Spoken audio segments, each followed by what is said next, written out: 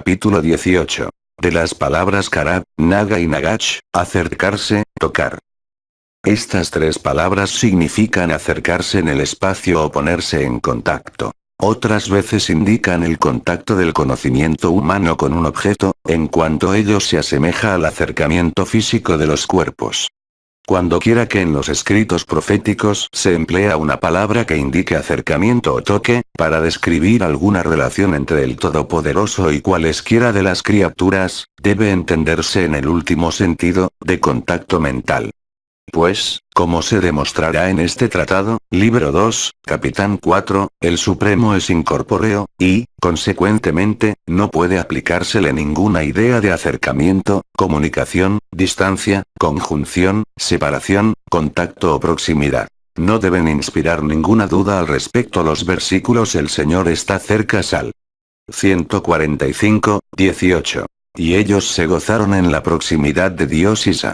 58, 2. Pues tales expresiones encierran la idea de un acercamiento espiritual, esto es, del logro de algún conocimiento, y no de aproximación en el espacio. La persona que estuviere en el centro de la Tierra y la que se remontara hasta lo más alto de la novena esfera, si ello fuere posible, no estarían más cerca ni más lejos de Dios en un caso que, en el otro. Solo se acercan a Dios los que llegan a conocerle, y los que le ignoran permanecen apartados de él. Hay muchos grados en este acercamiento hacia arriba y hacia abajo, como explicaré más tarde en otro capítulo de este tratado, libro 1, capitán 40 y libro 2, capitán 36, que constituyen diferentes modos de percibir a Dios. Capítulo 19. ¿Cómo se aplica la palabra male, llenar, a Dios? El término male denota que una substancia penetra en otra, y la llena, como y ella llenó su cántaro Génesis 24, 16. Luego, significa el cumplimiento de un plazo, según se dice. Y como se cumplieron sus días para parir, he aquí mellizos en su vientre Génesis 25, 24. Indica además el logro del más alto grado de excelencia, como en lleno de las bendiciones del Señor de Ut. 33, 23. En este último sentido se dice que la tierra está llena de su gloria Isa. 6, 4, y que toda la tierra da testimonio de su perfección, esto es, que lleva al conocimiento de Dios. Capítulo 20. De las palabras Ram, alto y Nasa, levantar. La palabra Ram, alto, es un homónimo que denota elevación en el espacio, y también en dignidad, grandeza, honor y poderío. Tiene el primer sentido en y el arca se elevó sobre la tierra Génesis 7, 17. Y el segundo en pues que yo te levanté del polvo un Reyes, 16, 2. Siempre debe tomarse en esta última acepción cuando la palabra Ram se refiere a Dios. Exaltado seas, oh Dios, por encima de los cielos Sal. 58, 12. De igual manera, la raíz Nasa, levantar, denota elevación en el espacio y en el rango y dignidad, aplicándose a Dios en el segundo sentido. Así dijo el alto, Ram, y sublime, para declarar su elevación en rango, cualidad y poder, no en el espacio. Quizás os sorprenda esta manera de hablar y digáis que cómo pueden afirmarse expresiones distintas para declarar una misma cosa. Ya se explicará más adelante que los que poseen un verdadero conocimiento de Dios no estiman que Él posea muchos atributos, sino que estos diversos atributos que declaran su poder, majestad, fuerza, perfección, bondad, etc., son idénticos y solo declaran su esencia y no cosa alguna distinta de ella. Pienso consagrar capítulos especiales a los nombres y atributos de Dios. Empero, ahora, mi sola intención es probar que alto y sublime quieren decir en el pasaje citado elevación de rango y no en el espacio. Capítulo 21. De la palabra abar, pasar, aplicada a Dios. En su primitiva acepción, abar o pasar se refiere al movimiento de un cuerpo, singularmente cuando se habla de criaturas vivientes que se transportan a alguna distancia, directamente. Aplicóse después el verbo al paso del sonido por el aire, como en y mandaron pregonar por el campamento ex. 36, 6. En sentido figurado quiere decir la manifestación de la luz y la presencia divina, Shejina, que los profetas percibieron en sus visiones. Ese último significado tiene la palabra en el Éxodo 12:12. Y yo pasaré, ve a Bartí, por la tierra de Egipto, significando, yo me revelaré. Usase también en sentido figurado para expresar el abandono de un propósito o el cambio de fin y objeto. Paréceme que este es el sentido del verbo en y el Señor, pasando por delante su rostro, proclamó. Eterno, eterno, omnipotente, sin tasa en la misericordia y en la gracia ex. 34:6. Yo tomo su rostro, refiriéndolo al rostro del Señor. Nuestros maestros también lo interpretan así, aunque hay otras interpretaciones agádicas que no son propias de esta obra. A mi juicio, todo este pasaje podía ser explicado como sigue. Moisés trataba de alcanzar cierta percepción que se llama percepción del rostro divino. Pero Dios le otorgó una percepción de grado inferior. Al afirmar que Dios retiró de Moisés el conocimiento más alto, lo que quiero decir es que este conocimiento era inalcanzable e inaccesible, por naturaleza propia, a Moisés. Pues, si bien el hombre puede obtener perfección aplicando sus facultades de raciocinio a lo que está dentro del alcance de la inteligencia, debilitase su razón y se pierde tan pronto se lanza en busca de un más alto grado de conocimiento, como se esclarecerá en otro capítulo de esta obra, a menos que le sea concedida una especial ayuda de los cielos, según se declara en las palabras. Y yo te cubriré con mi mano ex. 33:23. Al traducir este verso, Onkelos adopta el mismo método que cuando trata de explicar pasajes semejantes, es decir, expresiones que impliquen corporeidad o propiedades corporales atribuidas a Dios, y supone una elisalis de un nomen regens antes de la palabra Dios, relacionando así la expresión de corporeidad con un término elidido y que rige el genitivo Dios, vg. Y he aquí el Señor estaba en lo alto de la escala Génesis 28:13, que él explica. Y la gloria del Señor estaba guarnecida encima de la escala. Si considerásemos necesario suponer aquí una elisalis, conforme al método de Onkelos, podríamos colocar la palabra voz y explicar el pasaje que nos ocupa diciendo. Y una voz del Señor, pasó delante de él y proclamó. Según este parecer, el significado del pasaje que discutimos sería. Y una voz del Señor pasó delante de él y proclamó. Eterno, eterno, omnipotente, sin tasa en la misericordia y en la gracia. Lo cual también sería una declaración adecuada del texto. Cabe adoptar ambas explicaciones. Se puede considerar que el conjunto de la escena es una visión profética, y que todo acaece a manera de operación mental, y considerar que lo que Moisés procuraba, lo que le fue negado, y lo que logró, fueron cosas percibidas por el entendimiento, sin hacer uso de los sentidos. O se puede suponer que hubo además cierta percepción ocular de un objeto visible, cuya contemplación ayudó a la percepción intelectiva. Esta última es la opinión de Onkelos. También cabe admitir que hubo además una percepción sonora, y que, una voz, que indudablemente era algo material, pasó por delante de él. Os es lícito elegir cualquiera de estas opiniones, pues nuestra sola intención y propósito es preservaros contra la creencia de que la frase y el Señor pasó, es análoga a la de pasa delante del pueblo ex. 27. 5. Pues siendo Dios incorpóreo, no cabe decir que se mueva, y consiguientemente, no se le puede aplicar con propiedad el término pasar, en su significación original. Capítulo 22. ¿En qué sentido se dice que Dios viene o llega? El verbo vo significa en hebreo venir, como tu hermano vino, va, sutilmente, Génesis 27:35. Luego significa, refiriéndose a un ser viviente, que entra en algún lugar. Cuando vosotros viniereis a la tierra ex. 12:25. La palabra se emplea también metafóricamente respecto de algún acontecimiento, que es algo incorpóreo, como cuando viniere lo que dices Jue. 13:17. Ahora bien, puesto que la expresión de llegar o venir se aplica a cosas incorpóreas, también puede usarse refiriéndose a Dios, para indicar el cumplimiento de su palabra o la manifestación de su presencia, el Shejina. En este sentido figurado se dice, he aquí que yo vengo, va, a ti en una espesa nube ex. 19:9. En cuyo lugar, y en los pasajes semejantes de la Escritura, se alude al advenimiento del Shejina con estas palabras. Y el Señor, mi Dios, vendrá, Ubazak. 14:5, lo cual es idéntico a llegará o se cumplirá su palabra, esto es, las promesas que hizo por los profetas. Capítulo 23. ¿En qué sentido se dice que Dios Yasa, salió? Yasa, salió o se fue, es lo contrario de va, venir o entrar.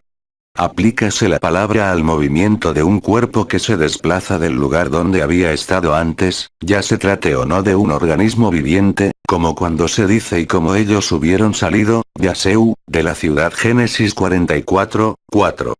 Luego se empleó en sentido figurado para indicar la aparición de alguna cosa incorpórea, como, la palabra salió, Yasa, de la boca del rey Est.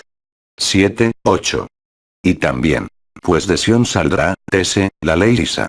2:3. Y más adelante, el sol salió, Yasa, sobre la tierra Génesis 19:23, esto es, se hizo visible su luz. En este sentido figurado deben entenderse las expresiones de salir cuando se aplican al Todopoderoso, como por ejemplo, he aquí que el Señor sale de su lugar Isa. 26:21.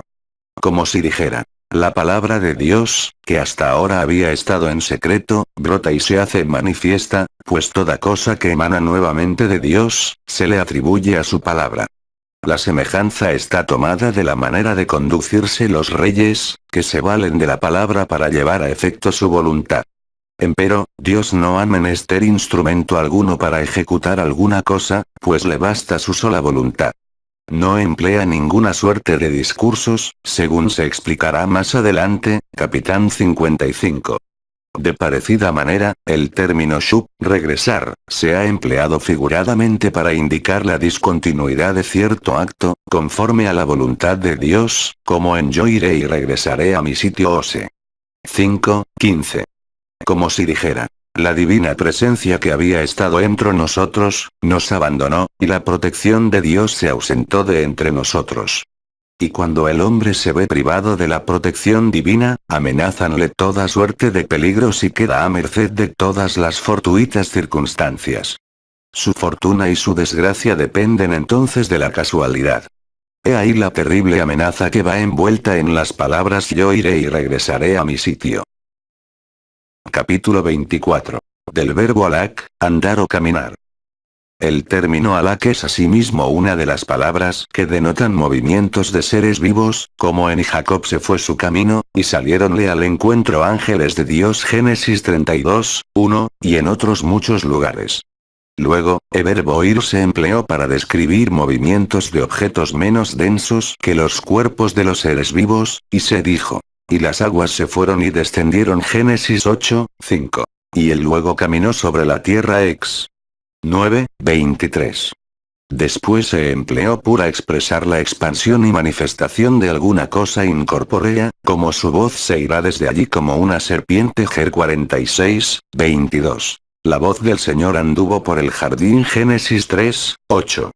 Cuando quiera que la palabra andar se use para referirse a Dios, ha de tomarse en sentido figurado, como cuando se aplica a cosas incorpóreas, y significa, ora la manifestación de algo espiritual, ora la ausencia de la protección divina, que se aleja a la manera de un ser vivo que se ausenta andando.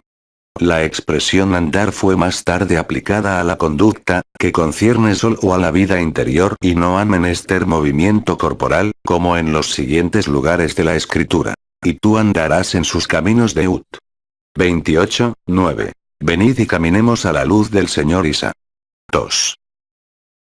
Capítulo 25. ¿Cómo se aplica el verbo shakan, morar, a Dios? Sabido es que la palabra Shakan significa residir o morar, como en y él estuvo morando en las llanuras de Mamre Génesis 14:13. Pero residir en un lugar vale tanto como permanecer continuamente en él, cuando un ser vivo mora largamente en un sitio, decirnos que él radica allí, aun siendo evidente que se mueve. La palabra se empleó metafóricamente para objetos inanimados, y así se dice, que una nube more sobre el día Job. 3:5.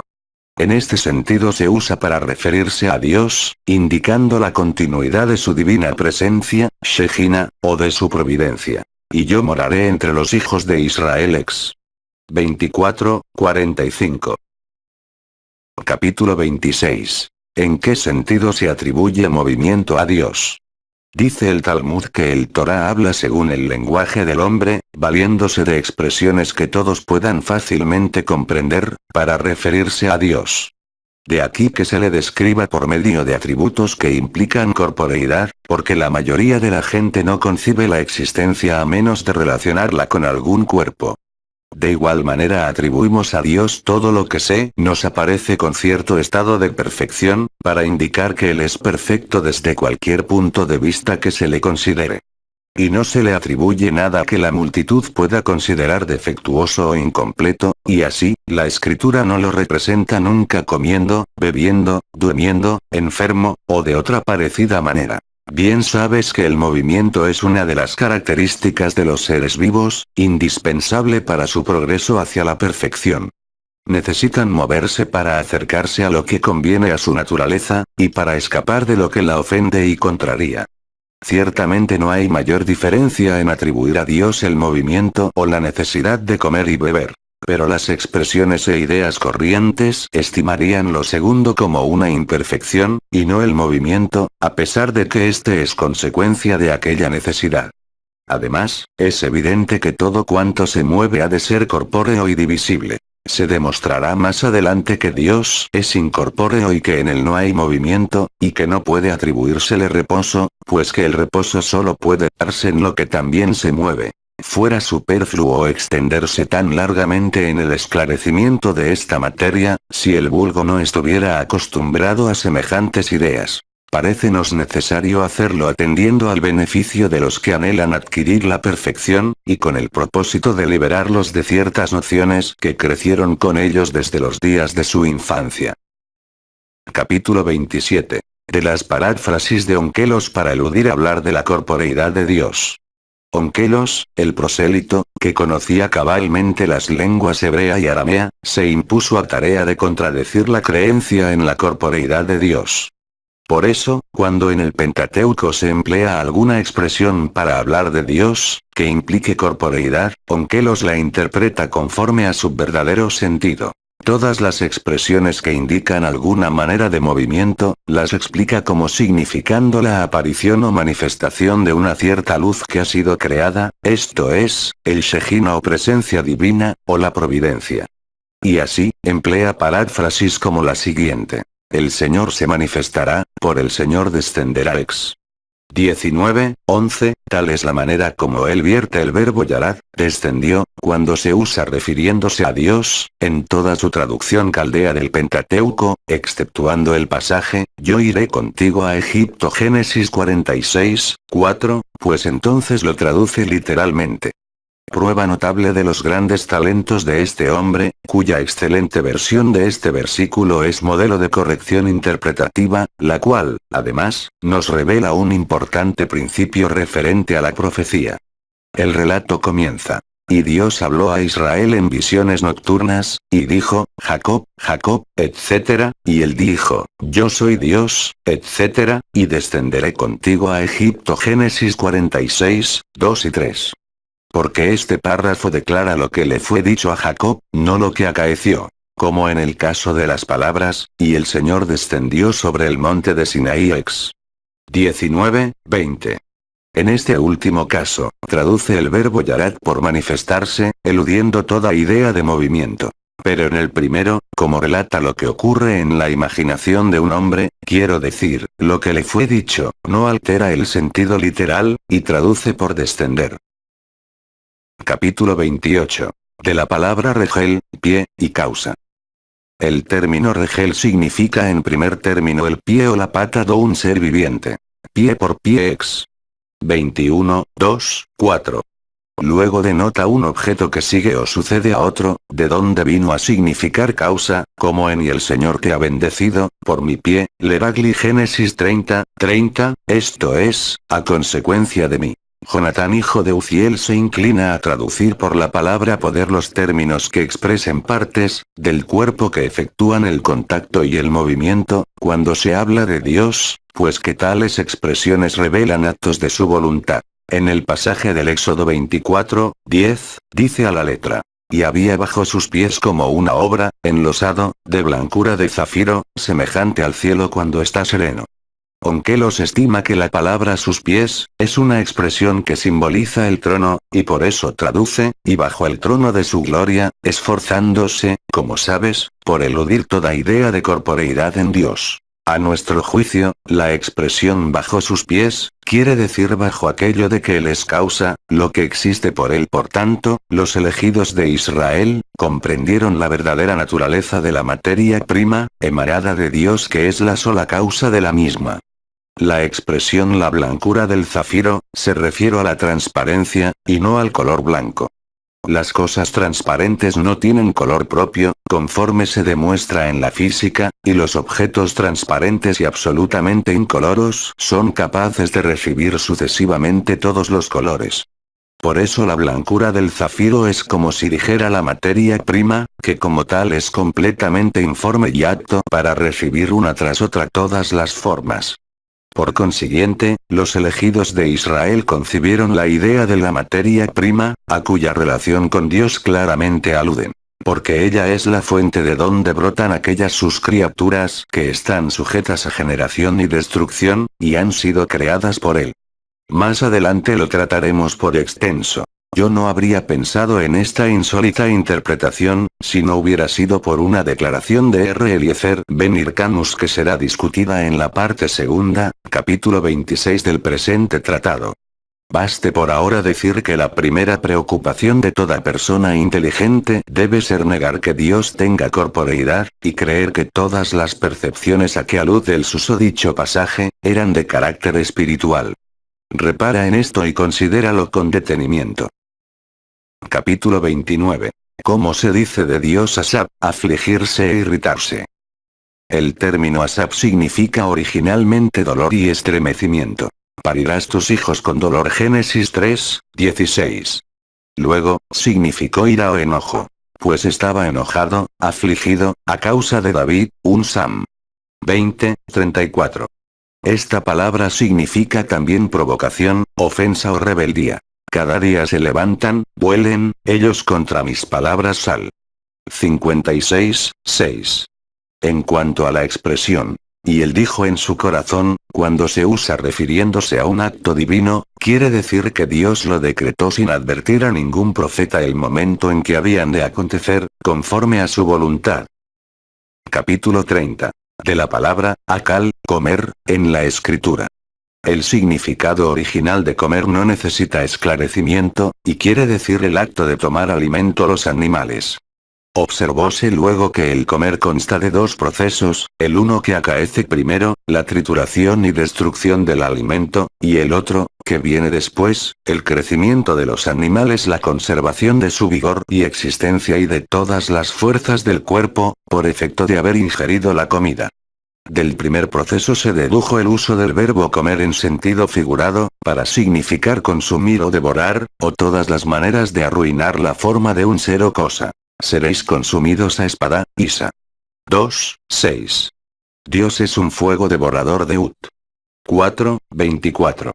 El segundo proceso del acto de comer, dio lugar a que en sentido figurado se usase para indicar adquisición de sabiduría o conocimiento, y cualquier percepción intelectiva, pues que el conocimiento preserva y mantiene la inteligencia humana, de la más perfecta manera, como el alimento sustenta al cuerpo. Con frecuencia encontramos usado el verbo comer, en el Talmud, para indicar adquisición de sabiduría. Venid y comed carne gruesa en la casa de Rabba, Baba Batra, 2a. Siempre que se habla de comer y beber en este libro, de los proverbios, se quiere significar la sabiduría, o según otros textos, la ley, Coelet Rabba, sobre el Eclesiastés, 3, 13. También se llama frecuentemente la sabiduría agua, vg, he aquí que todo el que tiene sed acuda a las aguas. Isa. 60, y tan generalizado y común ha sido el sentido figurado de estas expresiones, que llegó a considerarse como si fuera el primitivo, dando lugar a que se empleasen las palabras hambre y sed, en el sentido de carencia de sabiduría, como cuando se dice: yo enviaré un hambre a la tierra, no hambre de pan, ni sed de agua, sino de oír las palabras del Señor. Mi alma tiene sed de Dios, el Dios viviente. Sal. 41, 3. Capítulo 31. De la facultad y alcances del entendimiento humano. Los filósofos saben bien cuán considerablemente exceden las facultades intelectivas de unos hombres a las de otros. Hay quien acierta a descubrir por sí mismo una cosa, mientras que otro se muestra incapaz de entenderlo, aun cuando le sea enseñada agotando todas las metáforas y maneras de expresión posibles.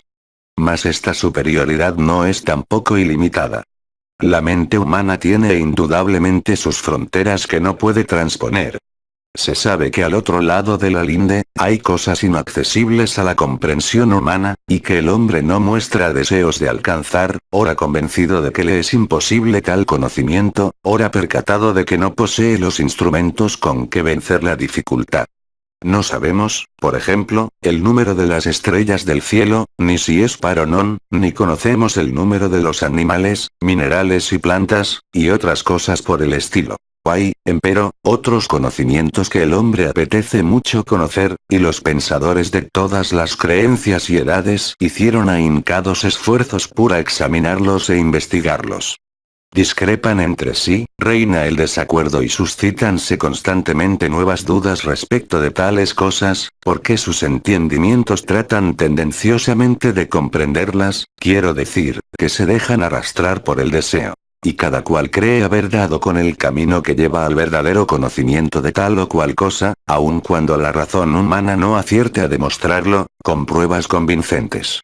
Priva, sobre todo, esta confusión en los temas de metafísica. Es menos común en los que atañen a la física, y desaparece por completo cuando se trata de ciencias exactas. Alejandro Afrodisio dijo que tres eran las causas que impiden a los hombres descubrir una verdad cierta. Primero, la arrogancia y vanagloria. Segundo, la delicadeza, profundidad u dificultades de cualquier asunto que se examine, y tercero, la ignorancia y la falta de capacidad para comprender qué es lo que está al alcance del entendimiento. Ahora hay una cuarta causa, es a saber, la costumbre y la educación. Naturalmente nos inclinamos a gustar de aquello a que estamos acostumbrados, que nos atrae cautivo. El hombre ama y defiende las opiniones a que lo habituaron desde su infancia, y repugna los pareceres contrarios.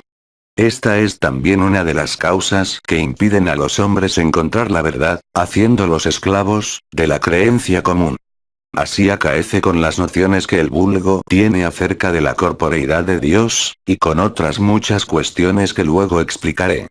A fuerza de leer ciertos pasajes bíblicos, se habitúan a respetar y recibir nociones falsas como verdaderas, tomando en sentido literal palabras que implican que Dios es un ser corporal, cuando fueron empleadas como figuras y metáforas, por razones que explicaré más adelante. Y no se piense que lo que hemos dicho acerca de la insuficiencia del entendimiento humano, se funde únicamente en la Biblia, pues los filósofos sostienen también lo mismo, y lo entienden cabalmente, sin que les mueva consideración alguna de religión o creencia.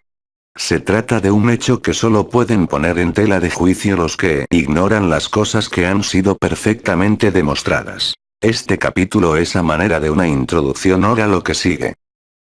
Capítulo 32. De los límites de la percepción intelectual. Percibiréis todo cuanto hay al alcance de tu vista, con solo que vuelvas los ojos a tu alrededor.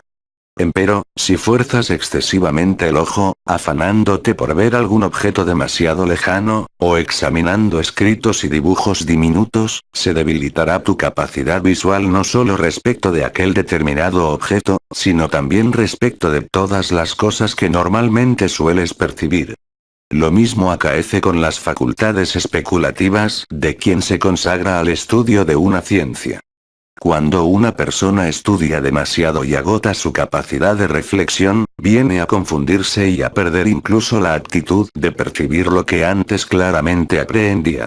Si eres capaz de dudar y no tratas de convencerte de que existen pruebas con que sostener lo que no puede ser demostrado, ni intentas percibir cosas que están más allá de tus alcances, entonces habrás logrado el más alto nivel de perfección humana, y serás como R. Akiva, que en paz entraba y en paz salía del estudio de los problemas teológicos. En cambio, si te violentas para sobrepasar los límites de tu facultad intelectiva, o si de buenas a primeras rechazas por imposibles las cosas que nunca se demostró que lo eran, entonces serás como Elisa Aer, y las ideas nacidas de la imaginación prevalecerán sobre ti, y te inclinarás hacia los vicios, y te degradarás en bajas costumbres, a causa de la confusión que nublará tu mente y enturbiará tus luces. Respecto de lo cual se ha dicho: ¿has hallado miel? Pues toma de ella lo que baste para tu alimento, no sea que te hartes y la devuelvas. Prof. 25:16. Nuestros sabios han aplicado este verso a Elisa Aer. También han aconsejado al hombre que no se aventure temerariamente a especular sobre falsos conceptos, y que cuando dude acerca de alguna cosa, o no logre encontrar prueba de ella, no por eso debe abandonarla de buenas a primeras, rechazarla y negarla. Antes bien, debe suspender su juicio, y, por respeto a la gloria de su creador, abstenerse de emitir una opinión precipitada.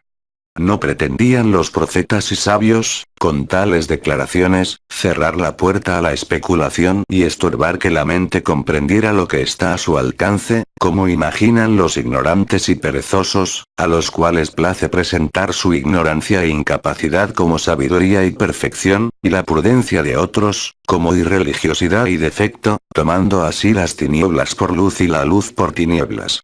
Lo que los profetas y sabios se proponían era solamente declarar que hay un límite establecido para la razón humana, donde ésta debe detenerse. Capítulo 33. De qué conviene iniciarse gradualmente en la doctrina secreta. Necesario es iniciar a los jóvenes e instruir a los menos inteligentes teniendo en cuenta su capacidad de comprensión, antes de explicarles el sentido de los símiles y de las metáforas en que abundan los escritos de los profetas. A los que muestren mayor agudeza y talento y se vea que tienen capacidad para más altos estudios, esto es, para el sistema basado en pruebas y argumentos lógicos, se les adelantará gradualmente hacia la perfección, ora enseñándoles, ora incitándoles a que se instruyan por sí mismos. Empero el que comenzase por la metafísica, no solo llevaría grave confusión y oscuridad a los asuntos religiosos, sino que correría riesgo de incurrir en la infidelidad. Le compararemos al niño a quien alimentaran con pan de trigo, carne y vino, el cual sin duda perecería, no porque tales alimentos sean inadecuados para el cuerpo humano, sino por ser él todavía débil e incapaz de digerirlos. Lo mismo acaece con los principios de la ciencia. Presentarlos en enigmas, envuélvenlos en misterio, y los hombres sabios los enseñan con los más secretos artificios que puedan ser imaginados, no porque contengan algún mal oculto, o porque sean contrarios a los principios fundamentales de la religión, como piensan los filósofos envanecidos, sino porque el hombre es incapaz de comprenderlos al comienzo de sus estudios. Tal es la razón de que estas ciencias se llamaran misterios, sodot, y secretos de la ley, Sitre Torah, según explicaremos.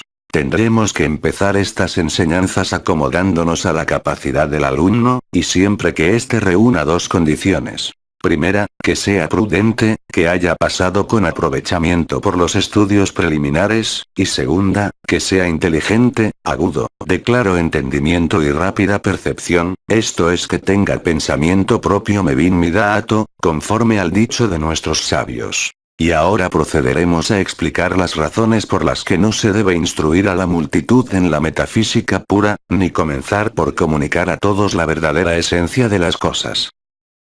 Capítulo 34. De las 5 razones que aconsejan no comenzar la instrucción por las verdades metafísicas. 5 razones hay para que la instrucción no comience con la metafísica, sino que, al principio, se atenga a declarar lo que convenga notificar y revelar a la muchedumbre. Primera razón. Que el tema es de por sí difícil, sutil y profundo.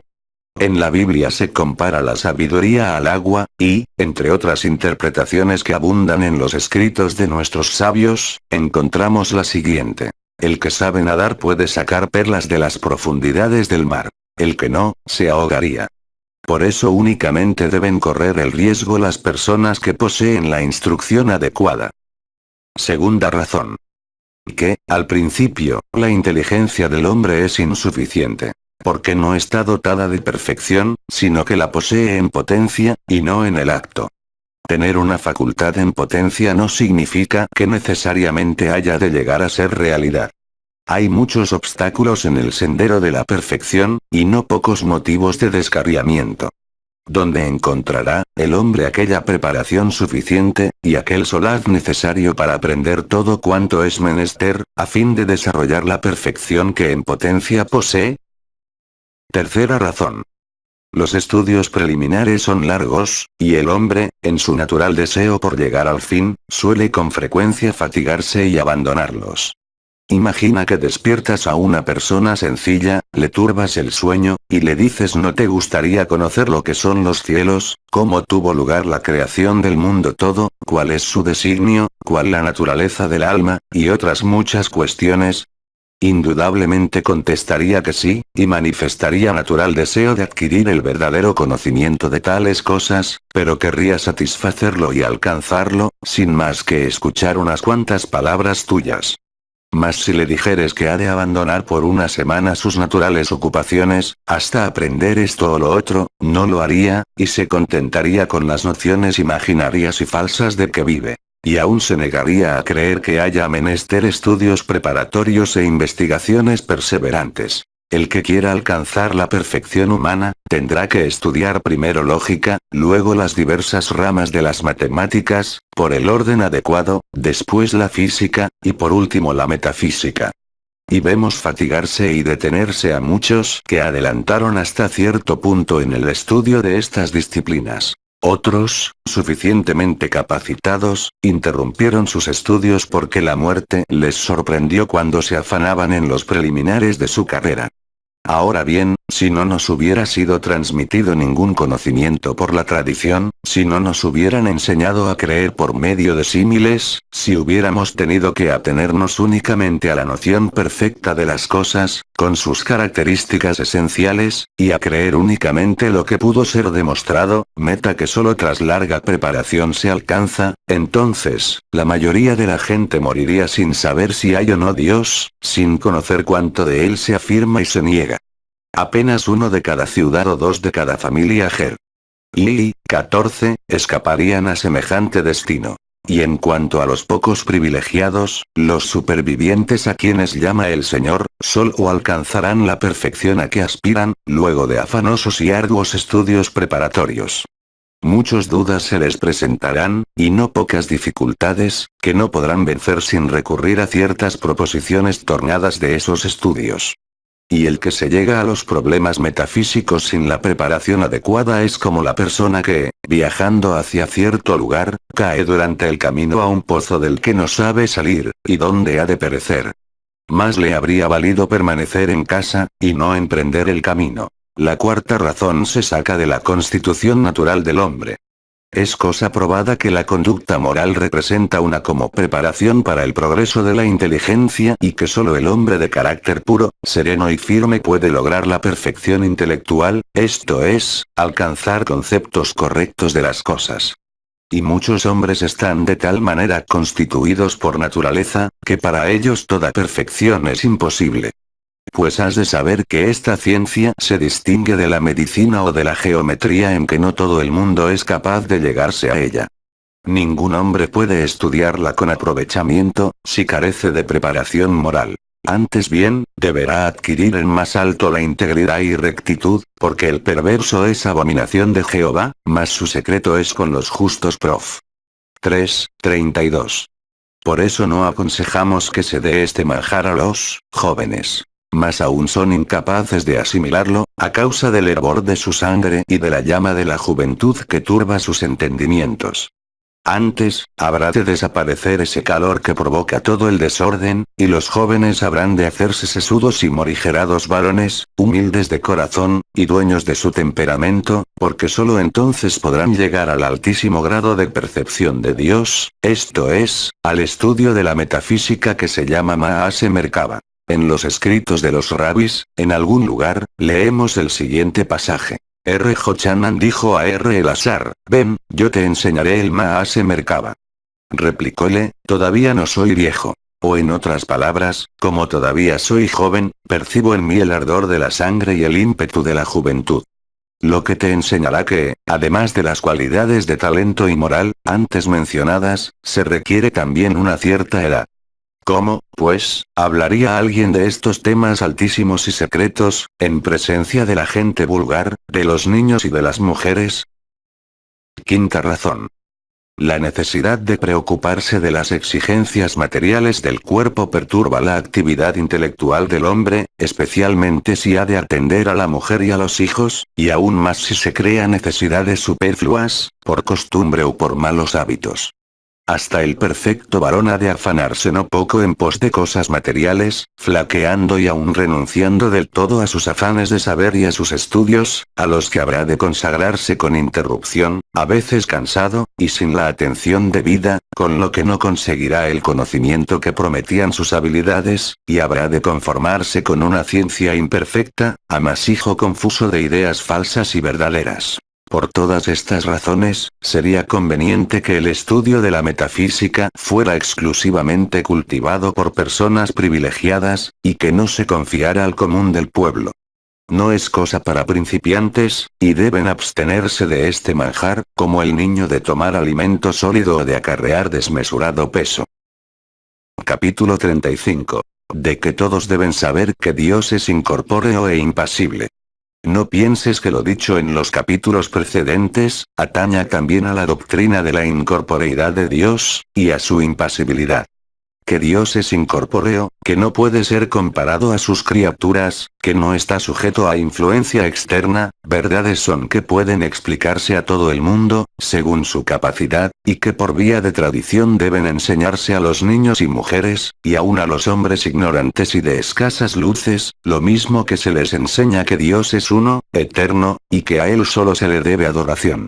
Cuando no acierten a reconciliar tales verdades con los escritos de los profetas, habrá que explicarlos y esclarecerles el significado de los últimos, señalando la homonimia y el sentido figurado de ciertas palabras que analizamos en esta parte de nuestra obra. Entonces, será perfecta y verdadera su creencia en la unidad de Dios y en los dichos de los profetas. Capítulo 36. ¿Cómo han de entenderse las expresiones agradar y enojar a Dios?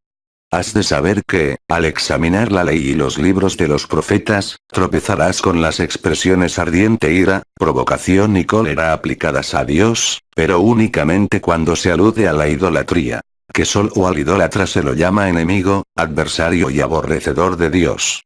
Los ejemplos son innumerables, y si examinas las sagradas escrituras, hallarás que confirman nuestro parecer. Los profetas hacen especial hincapié en esto, porque atañe a errores acerca de Dios, esto es, a la idolatría. Y cuando la ignorancia o el error concierne a lo grande, a lo que tiene altísimo lugar en el universo, son de mayor monta que cuando se refieren a cosas insignificantes.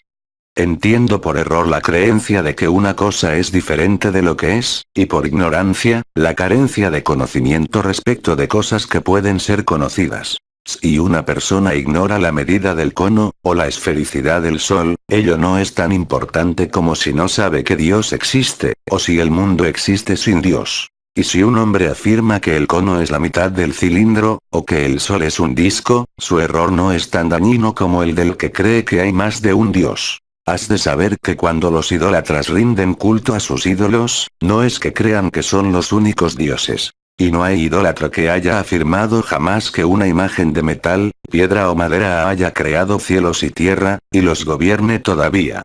La idolatría se funda en la idea de que una forma particular actúa como agente entre Dios y sus criaturas. Empero los infieles, si bien creen que existe el Creador, minan y atacan la exclusiva prerrogativa de Dios, es a saber, su servicio y adoración, que fue ordenado, a fin de que se estableciera firmemente la fe del pueblo en su existencia. Y serviréis a Dios ex.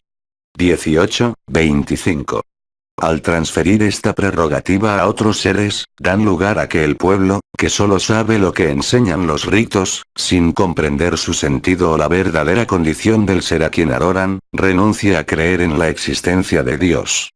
Llámaseles enemigos, adversarios y aborrecedores de Dios, y se dice que al adorar a los ídolos, provocan la cólera e ira divinas.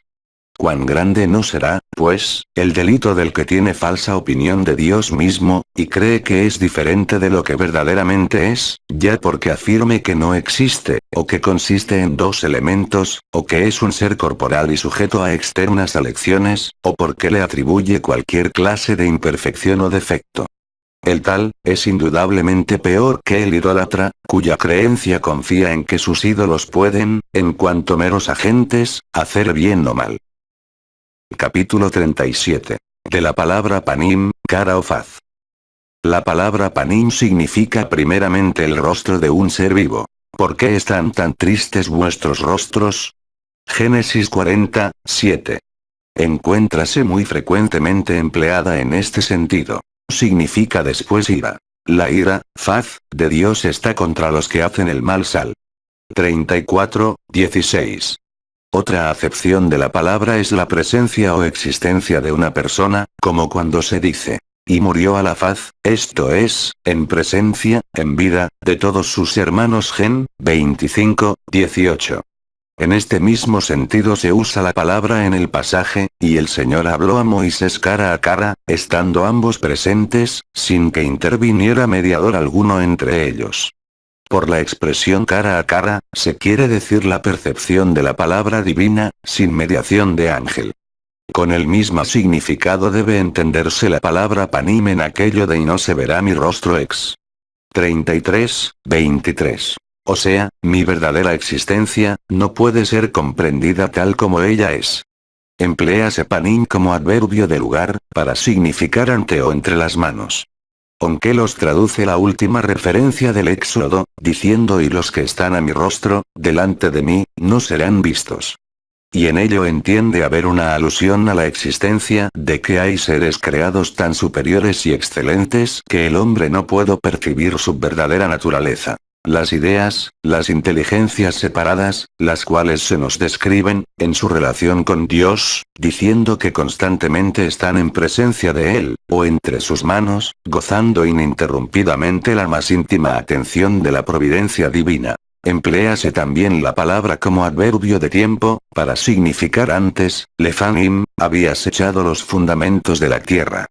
Y otra acepción de la palabra es miramiento o atención a una cosa, así en la bendición, el Señor vuelva hacia ti tu rostro, esto es, así la providencia te acompañe, y te otorgue la paz. Capítulo 38. De la palabra ahor, espalda o zaga, aplicada a Dios. Ahor es la parte de atrás de cualquier cosa. Detrás del tabernáculo. Ex. 26, 12. Usase luego, refiriéndola a una idea de tiempo, para significar después. Y a la espalda de todas estas cosas, esto es, después de todas estas cosas. Génesis 15, 1. Es muy frecuente el uso de ahor con tal sentido. Comprende también la idea de seguir, andar sobre las huellas de una persona, atenerse a sus principios morales. Ellos caminarán a la zaga del Señor. Os. 11, 10, como si dijera, seguirán sus mandamientos, imitarán sus virtudes.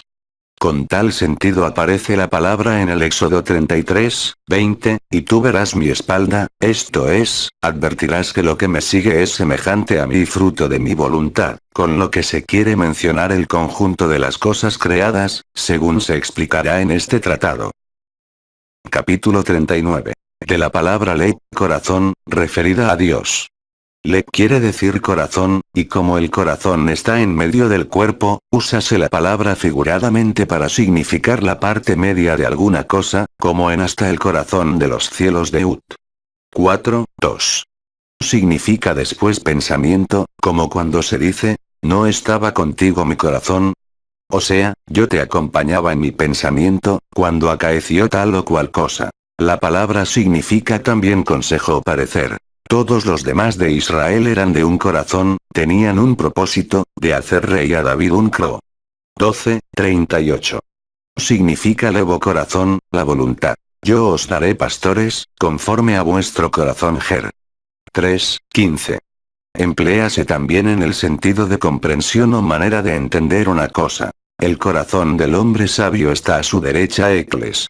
10:2, como si dijera, su entendimiento y comprensión están ocupados en perfectos pensamientos, en altas cuestiones, así suele emplearse figuradamente, hablando de Dios, siquiera de manera excepcional indique de vez en cuando, también su voluntad. En cuanto al párrafo, y amarás al Señor tu Dios con todo tu corazón Deus 6:5, yo lo entiendo en el sentido de, haz que el conocimiento de Dios sea el móvil de todos tus actos según establecí en mi comentario al Mishnah, Avot, 8 capítulos, 5, y en el Mishneh Torah, Yesodea Torah capítulo 2:2.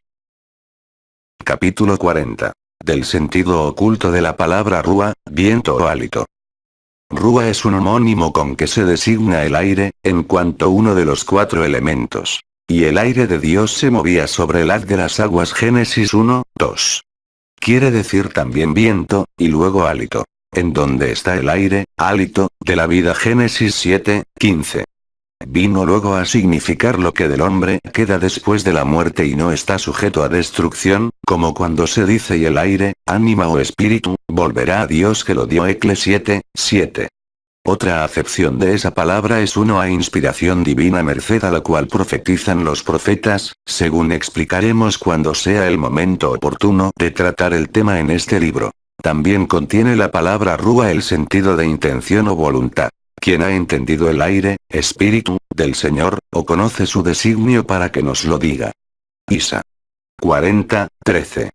Como si dijera, quien contempla el sistema de su providencia en el mundo existente, para que pueda revelárnoslo. Pero de esto hablaremos en los capítulos que tratan de la providencia. En suma, la palabra aire o espíritu, cuando se usa hablando de Dios, suele tener el sentido de inspiración, siquiera algunas veces indique la voluntad divina. En cada caso, el texto dirá cuál sea la acepción que mejor convenga.